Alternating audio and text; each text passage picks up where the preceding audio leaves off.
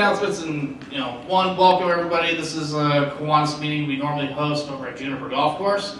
I am the said president, Travis Kane, for a very short period of time until October, where my follow-up friend here, Mr. Earl, will now become president. So, you are currently president-elect.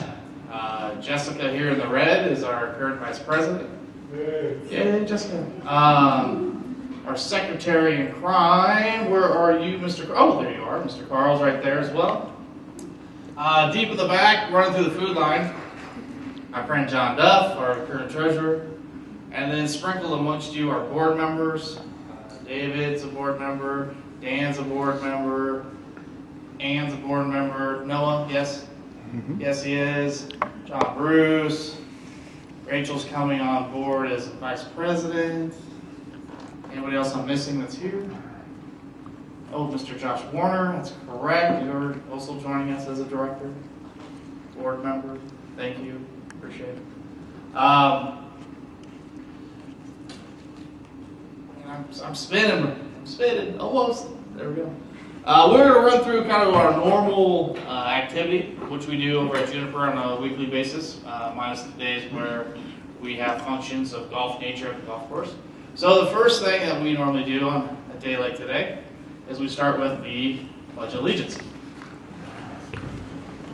Allegiance to the flag of the United States of America and to the republic for which it stands, one nation, under God, indivisible, with liberty and justice for all. My country 'tis of thee, sweet land of liberty, of thee I sing. Land where my fathers died, land of thy pilgrims' pride, from every mountainside, let freedom ring. Father, thank you for this beautiful day, the opportunity to gather together, the many guests we have here today. We just thank you for service to our community. Bless this food now to our body's use. In Jesus' name, amen. Amen. So we will start with introductions of our guests. We'll start down this row. Mr. Warner. Hello, I have Penny here, a friend of mine with Friends of the Children. Hello, Penny.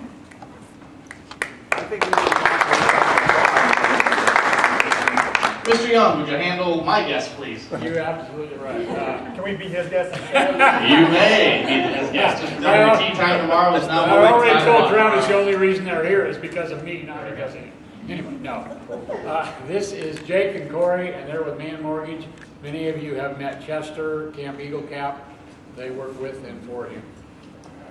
Thanks, man.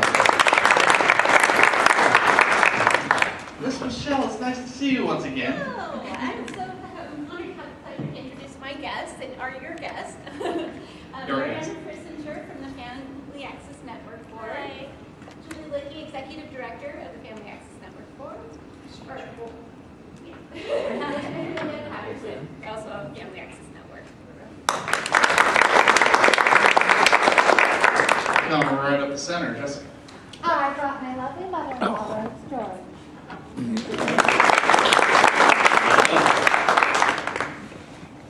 Carl. I'd like to introduce Lou England from the Opportunity Center. Many, many years ago, back in the early 2000s, I'll say 2005, 2006, a good friend of mine, Brian Barron of Auburn, Washington, did something like this to me. But instead of a meeting, we went and played golf because it was their annual golf fundraiser at Lake Wilderness Golf Course, which ironically is now one of our managed golf courses for the company I work for. It was a hoot and a holler, had a great time, met a lot of the Kiwanians in that area, participated in their event, and then continued to participate in their events going forward. Now at that point in time, I was of the other blue and gold, Gary's favorite other club that we will name nameless at this point, Rotary. And so, not that I have an affection for one club or the other, but the fact was that I figured if I could serve, we're about serving our communities, why not do as much as I possibly can and be part of all organizations. When I moved here in 2016, fortunately for me, Kiwanis as well as Rotary both meet at my location where I'm employed, so it makes it very easy for me to be at meetings and participate. But at the same time, I looked at Kiwanis and saw the long history of what Kiwanis has been here in Redmond, much more so than Rotary. So, being humbled by what this club has done over all those years, I have put my time and efforts more so with this club than the other. And then Katie asked me to be vice president, and then along the leadership lines I've gone. So there's a lot of things that we do in this club throughout this community, more so than any of us can imagine. And here in a little bit, we'll watch a quick video that Mr. Shirley's put together that really demonstrates our long-lasting longevity within this community and the impact we have made. Mr. Gary, you are the senior officer in this, I would believe, and I would ask that you stand, be recognized, and share some of the reasons why you are Rotarian, or not Rotarian, oh my goodness. Where's the pine bucket? Where's the pine bucket? Right. I'll put it in just because I got you on that one. But why are you a Kiwanis with this club, sir? Well, actually, I brought a list, which is a lot of it's going to be up there, but I don't like microphones. Oh, the reason why you want to join Kiwanis is because we're a working club. Rotary is not a working club. We get our hands dirty. That's the main difference between the two. By the way, here's my phone. Good.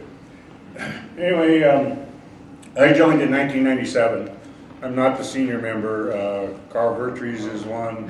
John Hodecker's another one. I know I'm going to miss some. Don Lee's another one. Mike Patrick, I believe, is another one. So there's a lot of history with the club.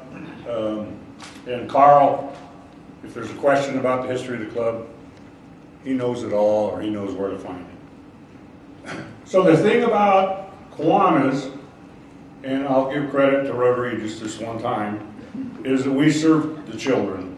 And Kiwanis has been serving the children in the Redmond area since 1937. So I know the video is going to show you some clips of what we have done and what we do on a regular basis. But I wasn't sure how much time I had to talk, because I can talk forever. So anyway, I'm done? No, it's not. I have the mic. So some things we forget about. So I was walking through from Sam Johnson Park over the weekend with family, and we went to the dog park so they could exercise. They're dachshunds, so I think the legs are a little shorter now. But anyway, bleachers and trees at Spud Bowl.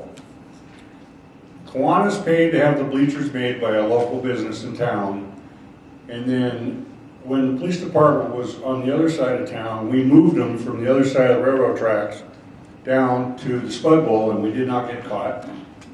So, and we had a forklift there to unload them and place them. So that's one thing we did for the Spud Bowl. The trees around the Spud Bowl, we had a Saturday planting party, planting trees, and we had a gentleman named, he's since retired, from Redmond Public Works to make sure we did it right. And I think all the trees survived but one. Flag City USA is something we just finished on Flag Day. It's our responsibility to set the flags, take down the flag. One comment I want to make is if you work for a living, this is my opinion only, as past president, this is my opinion, and you can't make lunch, that's fine with me. And I'll support you all I can. But if we need volunteers on the weekend or early in the morning or in the evening, then we'd like to see your face. So, and some of the things we do are fun. Oktoberfest is one of them. Vintner's Dinner is another one. And alcohol's involved, so it can be fun. Sometimes more fun than other things. But it's also a big fundraiser. So it's important that you devote your time that works for you. You don't have to do everything. I don't do everything. So it's just important that you contribute when you can. So I'll just run down. I'm a co-chair at the Redmond Flag Committee. Our Flag Day is June 14th. Sam Johnson Park was started by the Kiwanis in the 80s. They purchased the first playground. The one was made out of wood. And we had some moms go to City Council and complain about the playground. Kiwanis took it on as a project. Whole playground is the end result. The community raised over $350,000. The rest was from grants and the city, and that became a $1 million project. The merry-go-round was just installed. That was another thing we took on. It's ADA approved. It's an import. It came from Germany, so it's kind of on the expensive side. But if you go down there, it is very popular. I'll speed up. High school sports and stadium seating, band uniforms and instruments. We've supported the band at Redmond High. We helped start the car seat program at the fire station. That's still going on today. I think we started in 2005. We had a member transfer from Vancouver, Washington. She wouldn't join the club unless we got involved with car seats. 80% of the car seats in today's cars are installed incorrectly. So it's very important that we have people go get the car seats. Show how to install them properly. Cascade Swim Center, we were part of that way back when. Skateboard Park, we contributed money to that. Pump Bike Park, the newest one, we contributed money to that. FAN, we contribute money to that.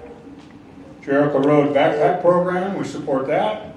Jericho Weekly Food Service, we volunteer to serve food when it's our turn, I think once a month. Adopt a Highway Litter Patrol from Pappy's Pizzeria North over the hill, and we do that 3-4 times a year. The Oktoberfest that I mentioned earlier in the fitness dinner, years ago that was started as a radio auction, and then it morphed into TV. And then we realized all the work we were doing, so we wanted to have some fun, so then we started working on doing something different. And we do raise quite a bit of money for that, for whatever our charity is at the moment that we're working towards. We still have some of the old racks that we use at the TV auction. Burgers on the Green is the new one we started last year as a fundraiser. Dingalings is when we go work the Salvation Army kettles one Saturday in December for the Salvation Army. And we get to twist arms of people we know, and also Salvation Army saves money because they're not paying somebody to be there. We support key clubs. We'd like to have one in RPA, but they just don't quite have enough membership. The fish fair just ended. That's where we support it financially and with volunteers. We cook hot dogs, which I say once in a while that I think that's the meal that some of those kids have for the day. We go roughly through about 500 to 800 hot dogs every time we've done it. We put money towards it to help buy the fish. And I see there's still people down there fishing, or kids are still fishing today. And then you're lucky I'm going to be done, because then I say, and many more. So this is, we like to help out the community when it's relating to children, is basically what it comes down to. A lot of people in here have been on boards or on boards throughout the community. So if you're really interested, it's a great club. We like to have fun. And also we like to find you. So just in case you, just so you know that, and that's only 2 bits.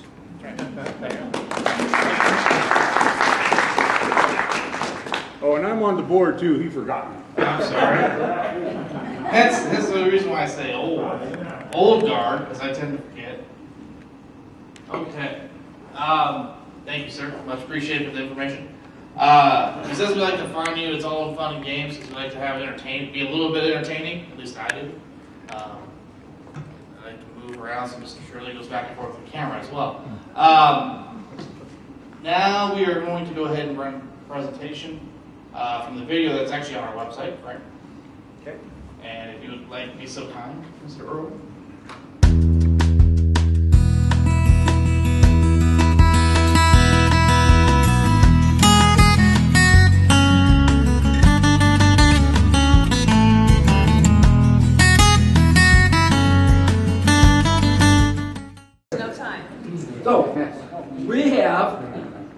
organization an opportunity from time to time to raise some money. And we did so this past spring. And we have, we have a check we'd like to present to you at this point. And Mr. Travis, this is a check for $17,000.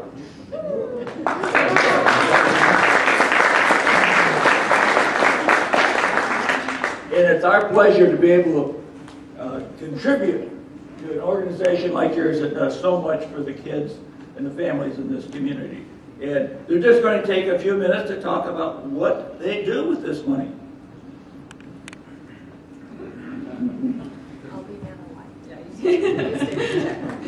Well, my husband asked me to talk just a smidge about Kiwanis and put my Kiwanis hat on for a minute.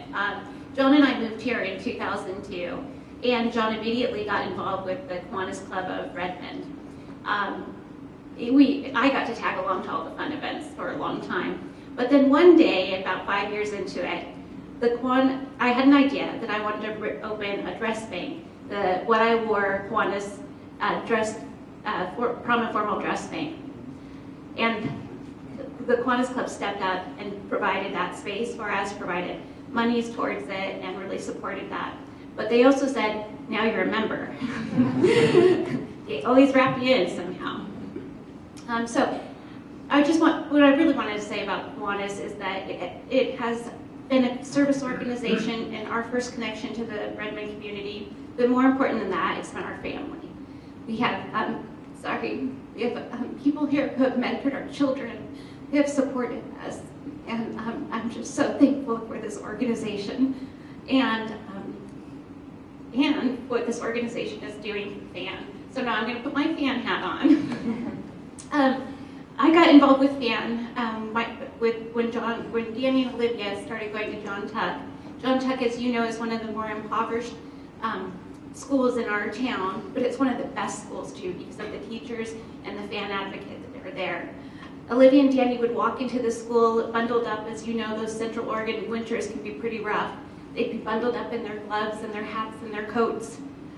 And next to them would be kiddos with holes in their shoes, shorts on,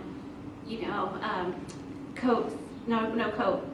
So I went to the secretary at John Tuck and I said, what can I do? We've got to do something. And she said, you can talk to the FAN advocate, Jennifer Somerton.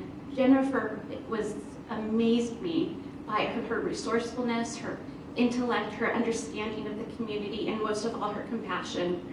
She and I put together a coat drive, which Kiwanis gave us $500 to start.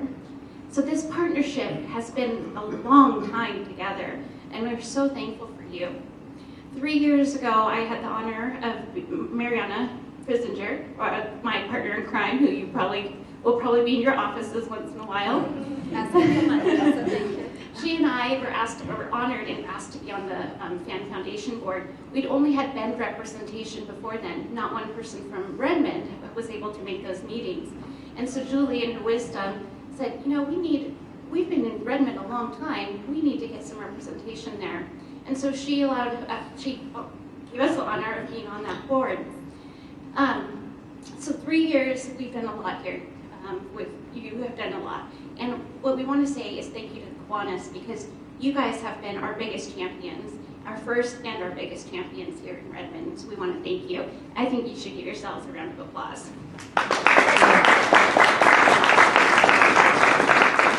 And so now, quick introductions. My partner in crime, Mariana, she and I, along with a woman named Samantha Senden from Hayden Homes, you might know Samantha, we're all three on the board for quite some time. Samantha is still very involved in our Redmond Development Committee, but no longer on the board. But so you'll see Mariana and I in your offices once in a while. But a special welcome and just a thank you to Julie, because on a personal note, I have learned more about community and development and fundraising and how to be compassionate and thankful for that in gratitude. This is Julie Lickey, our Executive Director.